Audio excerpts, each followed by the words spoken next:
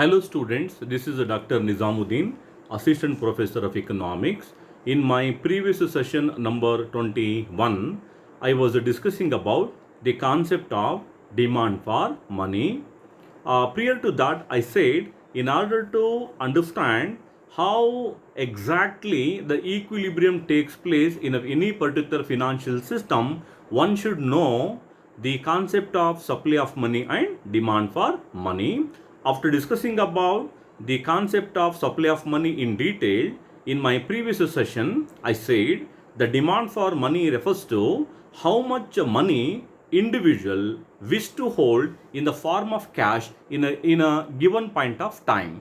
With regard to this particular questions, there are divergence of opinion, and those opinions or approaches we have categorized into three. The first one is called transactions demand for money or classical approach, and the second one was the asset demand for money or modern approach, and third one is called the post-Keynesian approach. So dear friends, in my today's session I would like to discuss about the first approach called transactions demand for money or classical approach. ಪ್ರೀತಿಯ ವಿದ್ಯಾರ್ಥಿಗಳೇ, ನನ್ನ ಕಳೆದ session 21ರಲ್ಲಿ ನಾನು ಹಣದ ಬೇಡಿಕೆ ಎಂದರೇನು ಅಂತ ಚರ್ಚೆಯನ್ನು ಮಾಡ್ತಾ ಇದ್ದೆ.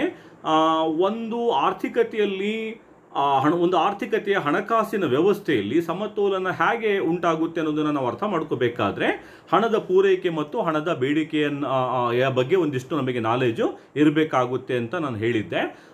ಈ ಹಣದ ಪೂರೈಕೆಯನ್ನು ನಾವು ತುಂಬ ಸವಿಸ್ತಾರವಾಗಿ ಅಧ್ಯಯನವನ್ನು ಮಾಡಿದ ನಂತರ ಹಣದ ಬೇಡಿಕೆಯನ್ನು ನಾನು ಪ್ರಸ್ತಾಪವನ್ನು ಮಾಡಿದ್ದೆ.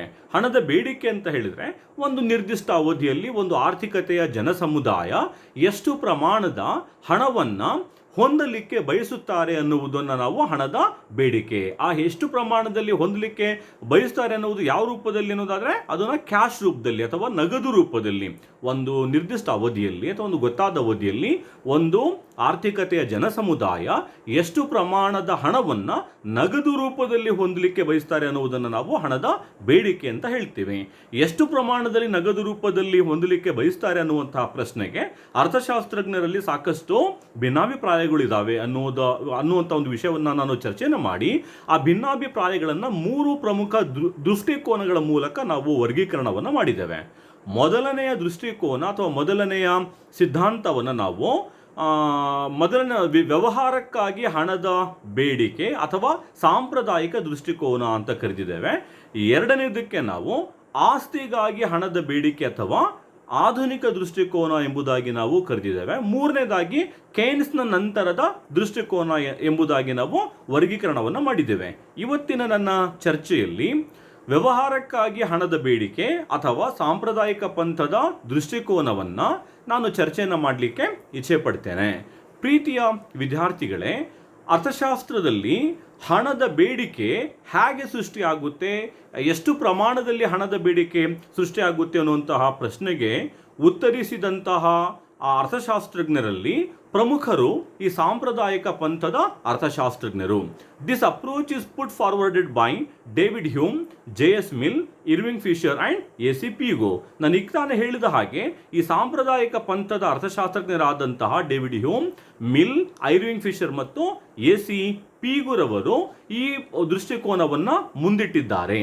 ಆದಾಗ್ಯೂ ಕೂಡ ಈ ವ್ಯವಹಾರಕ್ಕಾಗಿ ಹಣದ ಬೇಡಿಕೆ ಅಥವಾ ಸಾಂಪ್ರದಾಯಿಕ ದೃಷ್ಟಿಕೋನವನ್ನು ಹೆಚ್ಚು ಪ್ರಖ್ಯಾತಗೊಳಿಸಿದಂತಹ ಕೀರ್ತಿ ಅಥವಾ ಇದನ್ನು ಹೆಚ್ಚು ವೈಜ್ಞಾನಿಕವಾಗಿ ಪ್ರತಿಪಾದನೆಯನ್ನು ಮಾಡಿದಂತಹ ಕೀರ್ತಿ ಪ್ರೊಫೆಸರ್ ಐರ್ವಿಂಗ್ ಫಿಶರ್ ಅವರಿಗೆ ಸಲ್ಲುತ್ತದೆ. Since this theory tells us how much money is held for a given amount of income, it is also known as theory of demand for money.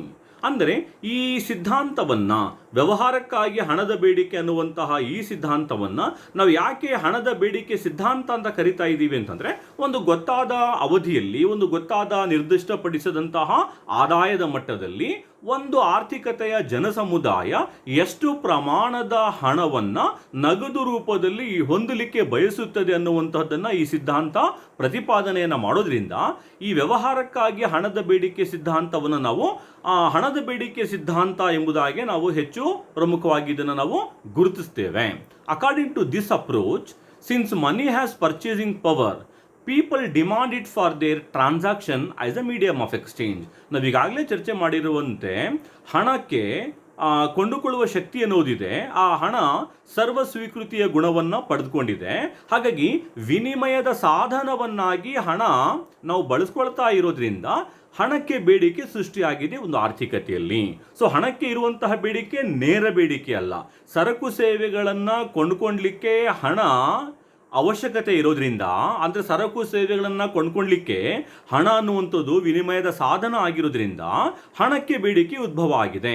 ಹಾಗಾಗಿ ಸಾಂಪ್ರದಾಯಿಕ ಪಂಥದವರ ಪ್ರಕಾರ ಹಣಕ್ಕೆ ಇರುವಂತಹ ಬೇಡಿಕೆ ಅದು ಉದ್ಭವಿಸಿದ ಬೇಡಿಕೆ ಅಥವಾ ಅದನ್ನು ನಾವು ಅವತರಿಸಿದ ಬೇಡಿಕೆ ಅಥವಾ ಡಿರೈವ್ಡ್ ಡಿಮಾಂಡ್ ಎಂಬುದಾಗಿ ನಾವು ಕರೀತೇವೆ.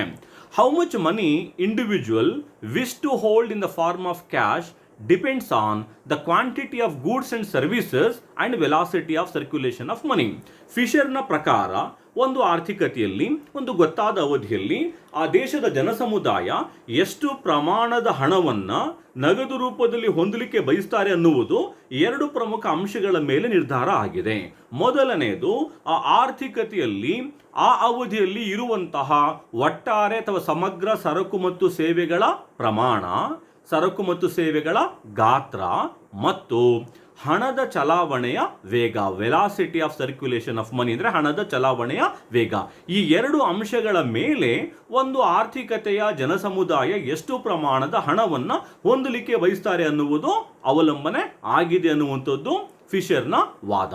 ಹಾಗಾಗಿ ಈ ಐರ್ವಿಂಗ್ ಫಿಶರ್ ಅವರ ಈ ಹಣದ ಬೇಡಿಕೆ ಸಿದ್ಧಾಂತವನ್ನು ನಾವು MD = PT ಎಂಬುದಾಗಿ ನಾವು ಇದನ್ನು ವಿವರಿಸಬಹುದು. MD = PT ಅಂದರೆ ಏನು?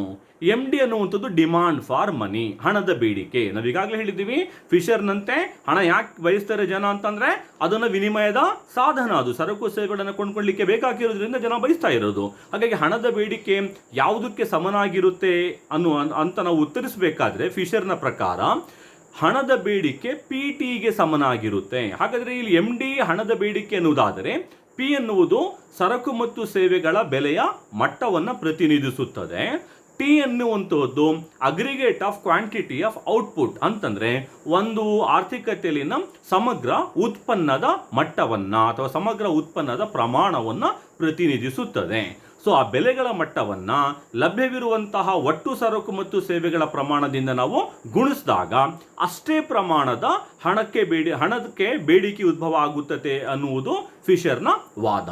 For example, in a given point of time, ಒಂದು ಪಕ್ಷ ಉದಾಹರಣೆಗೆ ಫಿಶರ್ನಂತೆ ಒಂದು ಗೊತ್ತಾದ ಅವಧಿಯಲ್ಲಿ ಆ ಆರ್ಥಿಕತೆಯಲ್ಲಿ ಉತ್ಪಾದನೆಗೊಂಡಿರುವಂತಹ ಸರಕುಗಳ ಪ್ರಮಾಣ ಅಂದರೆ T ಅನ್ನುವಂಥದ್ದು 10,000 ಯೂನಿಟ್ ಅನ್ನುವುದಾದರೆ ಪ್ರತಿ ಯೂನಿಟ್ ಸರಕಿನ ಬೆಲೆ ₹10 ಎಂಬುದಾಗಿ ನಾವು ಊಹಿಸಿಕೊಂಡರೆ ಡಿಮಾಂಡ್ ಫಾರ್ ಮನಿ, ಎಷ್ಟು ಹಣಕ್ಕೆ ಬೇಡಿಕೆ ಉದ್ಭವ ಆಗುತ್ತಿದೆ ಎನ್ನುವುದನ್ನು ನಾವು ಲೆಕ್ಕಾಚಾರ ಮಾಡಬೇಕಾದ್ರೆ 10,000 ಯೂನಿಟ್ ಸರಕುಗಳು ಮಲ್ಟಿಪ್ಲೈಡ್ ಬೈ ದಿ ₹10 ಅದರ ಬೆಲೆ, 10,000 multiplied by ₹10, that is P into T. So ನಾವು ಅದನ್ನು P ಇಂಟು T ಮಲ್ಟಿಪ್ಲೈ ಮಾಡಿದಾಗ ನಮಗೆ ಸಿಕ್ಕಿರುವಂತಹ ಮೊತ್ತ ₹1,00,000 ಹಣದ ಬೇಡಿಕೆ ಆ ಆರ್ಥಿಕತೆಯಲ್ಲಿ ಆ ಅವಧಿಯಲ್ಲಿ ಸೃಷ್ಟಿಯಾಗುತ್ತದೆ ಅನ್ನುವುದು ಫಿಶರ್ನ ವಾದ.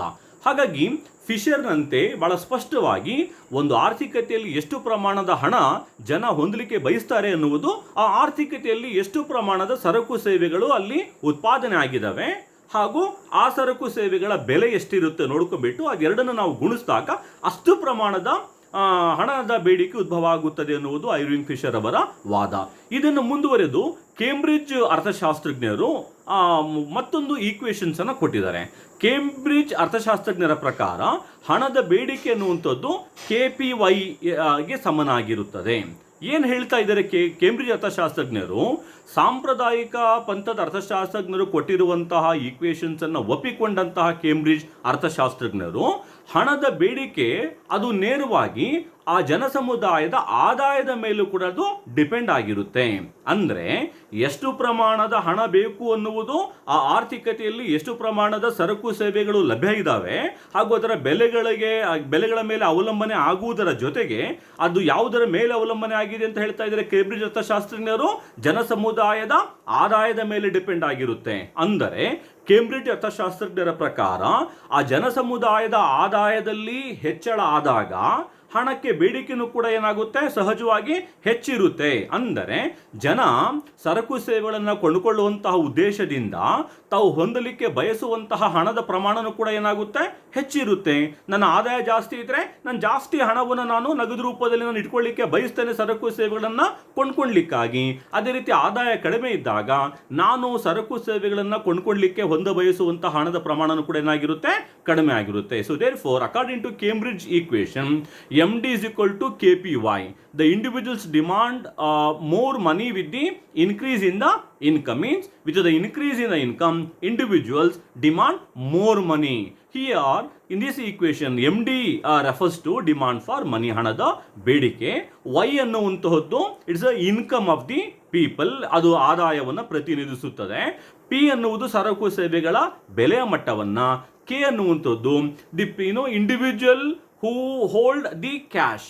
ಅಂದ್ರೆ ಏನು, ಒಬ್ಬ ವ್ಯಕ್ತಿ ಅಥವಾ ಒಂದು ಜನಸಮುದಾಯ ಸರಕು ಸೇವೆಗಳನ್ನು ಕೊಂಡ್ಕೊಳ್ಳಿಕ್ಕಾಗಿ ಹೊಂದ ಬಯಸುವಂತಹ ನಗದು ರೂಪದ ಹಣ ಅಥವಾ ಹೊಂದ ಬಯಸುವಂತಹ ಹಣದ ಪ್ರಮಾಣವನ್ನ ಕೆ ಅಂತ ಹೇಳ್ತೀವಿ. ಒಂದು ವ್ಯಕ್ತಿ ಅಥವಾ ಜನಸಮುದಾಯ ಹೊಂದಲಿಕ್ಕೆ ಇಷ್ಟಪಡುವಂತಹ ಅಪೇಕ್ಷೆ ಪಡುವಂತಹ ಹಣದ ಪ್ರಮಾಣ ಕೆ ಎಂಬುದಾಗಿ. ಪಿ ಎನ್ನುವುದು ಸರಕು ಸೇವೆಗಳ ಬೆಲೆಗಳ ಮಟ್ಟವನ್ನ, ವೈ ಎನ್ನುವುದು ಆ ಒಂದು ಸಮುದಾಯದ ಆದಾಯವನ್ನ ನಾವು ಇಲ್ಲಿ ಕೇಂಬ್ರಿಡ್ಜ್ ಅರ್ಥಶಾಸ್ತ್ರಜ್ಞರು ಇದಕ್ಕೆ ಕೊಟ್ಟಿದ್ದಾರೆ. ಹಾಗಾಗಿ ಕೇಂಬ್ರಿಡ್ಜ್ ಅರ್ಥಶಾಸ್ತ್ರಜ್ಞರ ಪ್ರಕಾರ ಒಂದು ಆರ್ಥಿಕತೆಯಲ್ಲಿ ಹಣದ ಬೇಡಿಕೆ ಐರ್ವಿಂಗ್ ಫಿಶರ್ ಹೇಳಿರುವಂತೆ ಅದು ಕೇವಲ ಪಿ ಮತ್ತು ಟಿ ನ ಮೇಲೆ ಮಾತ್ರ ಅವಲಂಬನೆ ಆಗಿರುತ್ತೆ. ಅದ್ರ ಜೊತೆಗೆ ಆ ವ್ಯಕ್ತಿಗಳ ಜನಸಮುದಾಯದ ಆದಾಯದ ಮೇಲೂ ಕೂಡ ಅದು ಡಿಪೆಂಡ್ ಆಗಿರುತ್ತೆ ಅನ್ನುವಂಥದ್ದು ಕೇಂಬ್ರಿಡ್ಜ್ ಅರ್ಥಶಾಸ್ತ್ರಜ್ಞರ ಒಂದು ವಾದ. ವಿದ್ಯಾರ್ಥಿಗಳೇ, ಇವತ್ತಿನ ನನ್ನ ಚರ್ಚೆಯಲ್ಲಿ ಐರ್ವಿಂಗ್ ಫಿಶರ್ ಅವರ ವ್ಯವಹಾರಕ್ಕಾಗಿ ಹಣದ ಬೇಡಿಕೆ ಅಥವಾ ಸಾಂಪ್ರದಾಯಿಕ ದೃಷ್ಟಿಕೋನವನ್ನು ನಾನು ಚರ್ಚೆಯನ್ನು ಮಾಡಿದ್ದೇನೆ. ಐರ್ವಿಂಗ್ ಫಿಶರ್ ಅವರ ಪ್ರಕಾರ ಒಂದು ಆರ್ಥಿಕತೆಯಲ್ಲಿ ಒಂದು ಜನಸಮುದಾಯ ಎಷ್ಟು ಪ್ರಮಾಣದ ಹಣವನ್ನು ಹೊಂದಲಿಕ್ಕೆ ಬಯಸುತ್ತದೆ ಅನ್ನುವುದು ಆ ಆರ್ಥಿಕತೆಯಲ್ಲಿ ಎಷ್ಟು ಪ್ರಮಾಣದ ಸರಕು ಮತ್ತು ಸೇವೆಗಳು ಅಲ್ಲಿ ಉತ್ಪಾದನೆ ಆಗಿದ್ದಾವೆ ಹಾಗೂ ಅವುಗಳ ಬೆಲೆಗಳ ಮಟ್ಟ ಎಷ್ಟಿದೆ ಅನ್ನುವುದರ ಮೇಲೆ ಅದು ಡಿಪೆಂಡ್ ಆಗುತ್ತೆ. ಹಾಗಾಗಿ ಐರ್ವಿಂಗ್ ಫಿಶರ್ ಅವರ ಪ್ರಕಾರ ಹಣದ ಬೇಡಿಕೆ ಎನ್ನುವುದು MD ಅನ್ನುವುದು PT ಗೆ ಸಮನಾಗಿರುತ್ತದೆ, price multiplied by the aggregate output in an economy. ಇನ್ನು ಮುಂದಿನ ಚರ್ಚೆಯಲ್ಲಿ ಕೇನ್ಸ್ ರವರ ದೃಷ್ಟಿಕೋನ ಅಥವಾ ಆಸ್ತಿಗಾಗಿ ಹಣದ ಬೇಡಿಕೆ ಎಂಬುದಂತಹ ಒಂದು ವಿಷಯವನ್ನು ಕುರಿತು ನಾನು ಚರ್ಚೆಯನ್ನ ಮಾಡ್ತೇನೆ. ಅಲ್ಲಿವರೆಗೆ ಒಂದು ಸಣ್ಣ ವಿರಾಮ. ಜೈ ಹಿಂದ್.